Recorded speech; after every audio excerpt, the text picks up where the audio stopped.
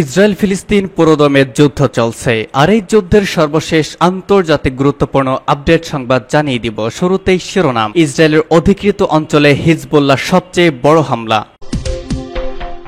এরপর জানাবো যুদ্ধ বিধ্বস্ত গাজা মৃত্যু ও ধ্বংসের অনন্য মাত্রা সাক্ষী এখন বিশ্ব, বলছে জাতিসংঘ মহাসচিব।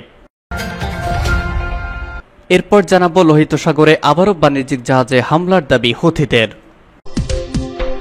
এরপর জানিয়ে দিব রাশিয়া ইউক্রেন যুদ্ধ, জব্দকৃত রুশ সম্পদ ব্যবহারের সিদ্ধান্ত নেবে G7।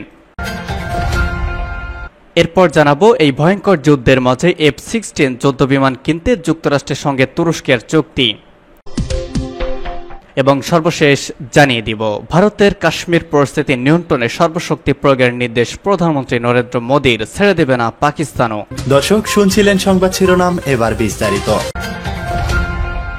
ইসরায়েলের অধিকৃত অঞ্চলে হিজবুল্লাহ সবচেয়ে বড় হামলা। কিছু সংবাদ মাধ্যমের খবরে বলা হয়েছে যে লেবাননে ইসলামী প্রতিরোধ আন্দোলন হিজবুল্লাহর ব্যাপক ভিত্তিক রকেট হামলার কারণে ইহুদিবাদী ইসরায়েলের সাফাত শহরের অনেক এলাকা বিদ্যুৎহীন হয়ে পড়েছে। এর যাবৎকালে সবচেয়ে বড় হামলায় লেবানন ভিত্তিক এই প্রতিরোধকামী সংগঠনটি ক্ষেপণাস্ত্র দিয়ে প্রথমবারের মতো সবচেয়ে বড় হামলা চালিয়েছে। অধিকৃত ফিলিস্তিনের উত্তরে টাইবেরিয়া অঞ্চলকে লক্ষ্য করে এই হামলা চালানো হয়েছে। এই ক্ষেপণাস্ত্র হামলাটি হিজবুল্লাহর ক্ষেপণাস্ত্র সংখ্যা এবং প্রকারের দিক থেকে সবচেয়ে ব্যাপক হামলা। পার্সটোরে জানিয়েছে যে এই ক্ষেপণাস্ত্র হামলার পর অধিকৃত ফিলিস্তিনের উত্তরে সতর্কতামূলক সাইরেন বেজে ওঠে। খবরে বলা হয়েছে যে ইসরায়েলের অস্ত্র তৈরি কোম্পানি রাফায়েল হিজবুল্লাহর ক্ষেপণাস্ত্রের সরাসরি টার্গেটে পরিণত হয়। ফিলিস্তিনি বার্তা সংস্থা সামাও এক প্রতিবেদনে ঘোষণা করেছে যে অধিকৃত ফিলিস্তিনের উত্তরে জেবেল আল মারমাক পর্বতে ইহুদিবাদী ইসরায়েলের কৌশলগত বিমান ঘাঁটি মিরন এবং এর আশেপাশের এলাকায় বিপুল সংখ্যক রকেট আঘাত হেনেছে। ইসরায়েলি কর্তৃপক্ষ হতাহতের পরিমাণ সম্পর্কে এখনো কোনো মন্তব্য করেনি। গত কয়েক মাস ধরে গাজা উপত্যকায় ইহুদিবাদী ইসরায়েলি সরকারের ভয়ঙ্কর অপরাধ এবং এই অঞ্চলে ফিলিস্তিনিদের গণহত্যার পর লেবাননের হিজবুল্লাহ অধিকৃত অঞ্চলের উত্তরে এই অবৈধ সরকারের সামরিক অবস্থানগুলোকে লক্ষ্য করে হামলা জোরদার করেছে। যুদ্ধ বিধ্বস্ত গাজা মৃত্যু ও ধ্বংসের অনন্য মাত্রা সাক্ষী এখন বিশ্ব, বলছে জাতিসংঘ। জাতিসংঘ মহাসচিব অ্যান্তোনিও গুতেরেস বলেছেন, বিশ্ববাসীর চোখের সামনে অবরুদ্ধ গাজা উপত্যকায় একটি অনন্য মাত্রার মৃত্যু ও ধ্বংসযজ্ঞ চলছে। তিনি জোর দিয়ে বলেছেন, অবরুদ্ধ গাজা ভূখণ্ডে ফিলিস্তিনিদের পুরো জনসংখ্যাকে সমর্থন দিয়ে যাওয়া অত্যন্ত কঠিন একটি কাজ, যখন তাদের উপর লাগাতারভাবে আগ্রাসন ও হত্যাযজ্ঞ চলছে। সুইজারল্যান্ডের জেনেভা শহরে গতকাল এক ফোরামের আলোচনায় অবকাশে অ্যান্তোনিও গুতেরেস এসব কথা বলেন। তিনি বলেন, গাজা উপত্যকায় যে যুদ্ধ চলছে, জাতিসংঘ মহাসচিব হিসেবে দায়িত্ব পালনের সময় তিনি এমনটি আর কোথাও দেখেননি। তিনি বলেন, যুদ্ধের এই কম মাসে ফিলিস্তিনি জনগণের উপর হামলা, হত্যাযজ্ঞ, ধ্বংসযজ্ঞ ও হত্যাকাণ্ডের অনন্য মাত্রা দেখছি। আমি জাতিসংঘ মহাসচিব হিসেবে দায়িত্ব পালনের সময় এই ধরনের কোনো পরিস্থিতির নজির সৃষ্টি হয়নি। এটি নজিরবিহীন। চলমান যুদ্ধ ও ইসরায়েলি অবরোধের কারণে গাজা উপত্যকায় ত্রাণ সরবরাহ করা নানাভাবে মারাত্মক চ্যালেঞ্জের মুখে পড়েছে। অথচ সেখানকার জনগণের জন্য মানবিক ত্রাণ সহযোগিতা, খাদ্য, জ্বালানি, ঔষধ এবং সুপেয় পানি দরকার। প্রকৃতপক্ষে গাজাবাসীকে সমর্থন দেওয়া অত্যন্ত কঠিন হয়ে পড়েছে। 7 অক্টোবর ইহুদিবাদী ইসরায়েল গাজা উপত্যকার উপর বর্বর আগ্রাসন ও গণহত্যা চালিয়ে আসছে। ইসরায়েলি আগ্রাসনে এ পর্যন্ত অন্তত 37,500 ফিলিস্তিনি শহীদ এবং 84,932 জন আহত হয়েছেন। হতাহতদের বেশিরভাগই নারী ও শিশু। এছাড়া প্রায় 17 লাখ মানুষ অভ্যন্তরীণভাবে উদ্বাস্ত হয়েছেন। লোহিত সাগরে বাণিজ্যিক জাহাজে হামলার দাবি হুথিদের। ইয়েমেন উপকূলে লোহিত সাগরে একটি বাণিজ্যিক জাহাজে হামলার দাবি করেছে ইরান সমর্থিত ইয়েমেনের বিদ্রোহী গোষ্ঠী হুথি। গাজায় ইসরায়েলি যুদ্ধের প্রতিবাদে ফিলিস্তিনের সমর্থনে গতকাল লোহিত সাগরে এই হামলা চালানো হয়েছে বলে জানিয়েছে গোষ্ঠীটি। 2014 সালে ইয়েমেন সরকারকে উৎখাত করার পর থেকে সৌদি নেতৃত্বাধীন জোটের বিরুদ্ধে লড়াই চালিয়ে আসছে হুথি বিদ্রোহীরা। গাজা ইসরায়েলের যুদ্ধ শুরুর পর গত নভেম্বর থেকে লোহিত সাগর ও ইডেন উপকূলে ইসরায়েলি মালিকানাধীন জাহাজকে লক্ষ্যবস্তু করেছে এই গোষ্ঠীটি। গাজা উপত্যকায় ইসরায়েল হামাসের চলমান যুদ্ধে ফিলিস্তিনিদের সমর্থনে গুরুত্বপূর্ণ এই বাণিজ্যিক পথে প্রায় প্রত্যেক দিনই হামলা করেছে হুথিরা। গতকাল একটি বিবৃতিতে হুথি গোষ্ঠী বলেছে, তারা নৌড্রোন, আকাশ থেকে স্কোয়াড্রন এবং ব্যালিস্টিক ক্ষেপণাস্ত্র ব্যবহার করে লোহিত সাগর একটি জাহাজকে লক্ষ্যবস্তু বানিয়ে সামরিক অভিযান পরিচালনা করা হয়েছে।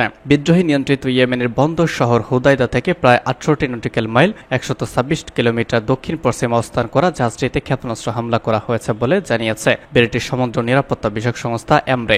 আজ ব্রিটেনের সমুদ্র নিরাপত্তা বিষয়ক সংস্থা মেরিটাইম ট্রেড অপারেশন এজেন্সি বলেছে, হুদাইদা থেকে প্রায় 66 নটিক্যাল মাইল দক্ষিণ পশ্চিমে ছোট্ট একটি নৌযান থেকে ওই জাহাজে হামলা করা হয়েছে। হামলার পরপরই ক্রুদের নিয়ন্ত্রণের বাইরে চলে যায় জাহাজটি। পরে বিমান থেকে ছোড়া অজ্ঞাত একটি প্রজেক্টাইল ক্ষেপণাস্ত্র দিয়ে দ্বিতীয়বারের মতো হামলা করা হয় জাহাজটিতে। সামরিক কর্তৃপক্ষ ওই জাহাজটিকে সহায়তা করেছে। মার্কিন সামরিক বাহিনী সেন্ট্রাল কমান্ড সেন্টকম একটি বিবৃতিতে জানিয়েছে, মনুষ্যবিহীন একটি যান ব্যবহার করে টুটর জাহাজে হামলা চালিয়েছে হুতি বিদ্রোহীরা। এতে জাহাজের ইঞ্জিন কক্ষ ক্ষতিগ্রস্ত হয় এবং পানি ঢুকে যায়।